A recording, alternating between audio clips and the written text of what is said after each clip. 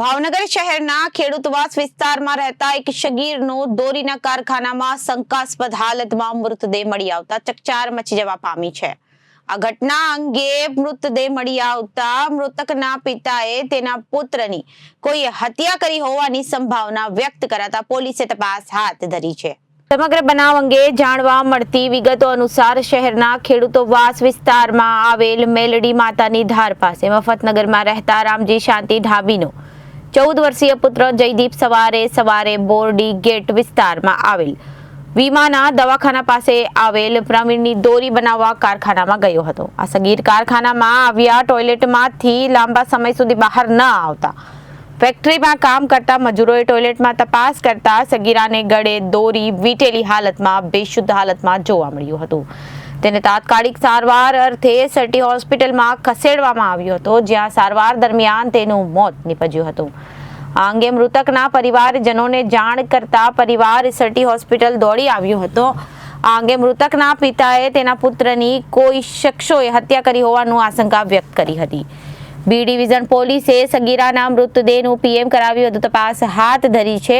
સમગ્ર બનાવને લઈને ભારે ચકચાર મચી જવા પામી હતી। સુરેશભાઈ જયંતિભાઈ વાઘેલા। શું બન્યો છે સાહેબ? મારા બનેવી સાહેબ પાનમાં બહાર ખવાઈ ગયા, બરોબર તા કે એમ કહ્યું કે 5 મિનિટ ધ્યાન રાખજો।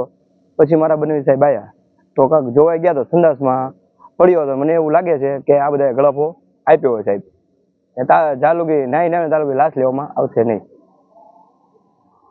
નામ રામજીભાઈ છે, મારો છોકરો અમે બી કામે જતા હતા, એનું નામ જયદીપ છે। પછી અમે બી ત્યાં જતા હતા ત્યારે મારો છોકરો હું મશીન ચાલુ કર્યું ને પછી હું પાન માવો ખાવાઈ ગયો બહાર। મારો છોકરો હું એને કીધું કે ઘડીક વાર તું ધ્યાન રાખ, એ ધ્યાન રાખ એમ કીધું તો હું બહારથી ઘરમાં અને કારખાને આવ્યો તો એ ગુમ હતો, બરોબર। તો પછી મેં એ લોકો માલિકને કીધું, મેં કીધું મારો છોકરો કાં ગયો તો કે સંડાસ બંડાસમાં ગયો હશે। હું ના ગયો એ આવી રીતે મેં જોયું તો મેં આમ એનું ઓલું બાણું ઓલું જોયું ને તે આ રીતે આમ બનાવ બન્યો હતો। પછી મેં એને મારા છોકરાને તેડીને પછી સીધો બહાર લઈને જઈને સીધો 108 ને ફોન કર્યો।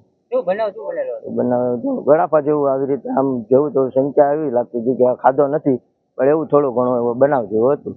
માંગણી શું છે? માંગણીમાં એવું છે કે અમને જે ન્યાય મળે અમને, જ્યાં સુધી અમને લાશ નહીં લઈએ। તમારા છોકરાની ઉંમર કેટલી? મારા છોકરાની વર્ષ તમે કામે જતા હતા? 14 વર્ષ જેવું હોય। અને કઈ જગ્યા પર તમે કામે જતા હતા? વીમાના દવાખાના પાસે તેનું કારખાનું હતું? દોરીનું કારખાનું। શું નામ છે પરવીનભાઈ। કારખાનાનું નામ શું? કારખાનાનું નામ નહીં, દોરીનું કારખાનું ને પરવીનભાઈ ના ઓલે કામ કરતો હતો। તમારો છોકરો કેટલા વર્ષનો છે? 14 જ વર્ષનો। છતાં પણ તમે શું કામે લઈ જતા હતા? અરે ખાલી લઈ જતો હતો ને થોડું ઘણું ધ્યાન દે તો આપણને કામમાં આવે। Reporter Firoz Malek, ABC news, Bhavnagar.